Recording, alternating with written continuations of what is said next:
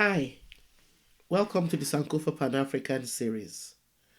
First, have you downloaded your free copy of our children's illustrated biography of African legends yet? Please do so if you haven't. Don't forget that we owe our children a responsibility to expose them to our history.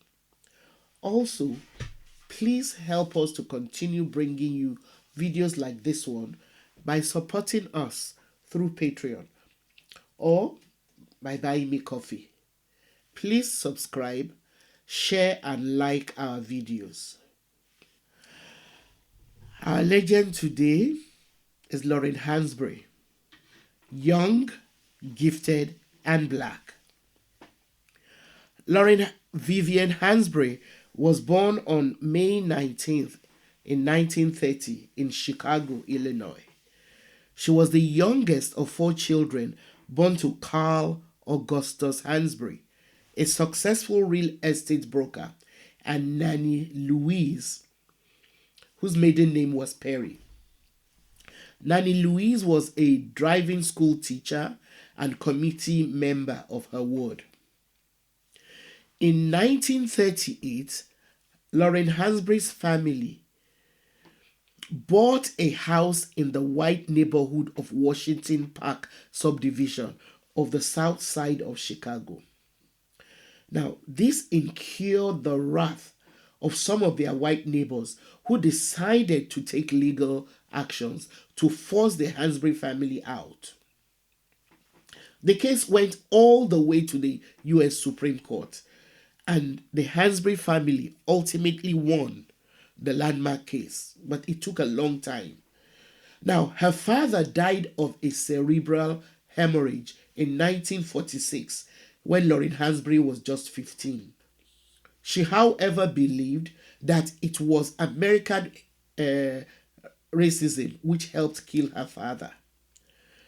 Carl Hansberry was a staunch supporter of the Urban League and the NAACP in Chicago.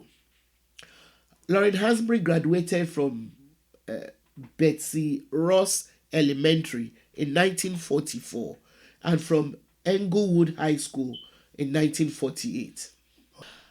Carl Hansberry was a staunch supporter of the Urban League and the National Association for the Advancement of Colored People, NAACP, in Chicago. Lorraine Hansberry graduated from Betsy Ross Elementary in 1944 and from Englewood High School in 1948. She attended the University of Wisconsin-Madison, where she was politically active. Her education was complemented by her parents' commitment to racial equality.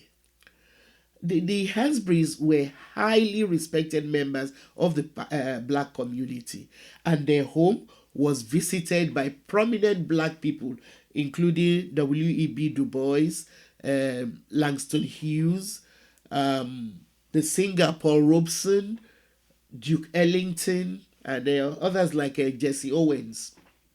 Both of Hansberry's parents were active in Chicago politics, as well as other members of her family were equally illustrious. Her uncle, William Leo Hansberry, was the founder of the African Civilization section at the History Department of Howard University. Shauneal Perry, her cousin, was one of the first African American women to direct an off-Broadway play. Now, Hansberry moved to New York City in 1950 to pursue her career as a writer. She attended the New School and moved to Harlem in 1951, where she became involved in activist struggles and started writing for the black newspaper Freedom. Her Pan-African views that would drive her work as a playwright was reflected in her journalism. Because as a journalist, she wrote in support of the Mau Mau uprising in Kenya and covered the case of William McGee a black man who was executed for the rape of a white woman after being convicted by an all-white jury, which spent less than 3 minutes to condemn him. Hansberry's career was driven by her desire for social justice. Unfortunately, only two of her plays were ever performed during her lifetime. The first, A Raisin in the Sun, was inspired by her family's struggles against their racist neighbors that I talked about earlier. The play became the first ever play written by a black woman to make it to Broadway, and it was named the year's best play by the New York Drama Critics Circle. Hansberry was just 29 at the time. Her second play, The Sign in Sidney Brunstein's Window, was inspired by her 9-year marriage, and it also deals with the theme of race. The play ran for 101 performances and closed the day she died. Another of her plays, which was produced after her death, was Low Blancs, which tells the story of Shembe, who returns to an unarmed African country from England for his father's funeral. In this play, Hansberry explores identity, revolution, and colonialism. It was not the only piece that Hansberry had left behind her. Her ex-husband, Nemirov, put the finishing touches to a number of others, including The Drinking God, What Use Are Flowers, and an adaptation of numerous works titled To Be Young, Gifted, and Black.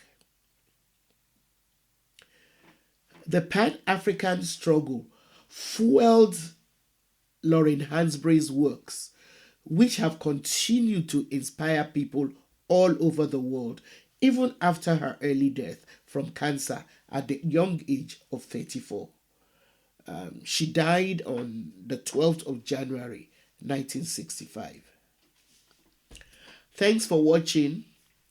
Please download your free copy of our children's books and support us through Patreon or by buying me coffee.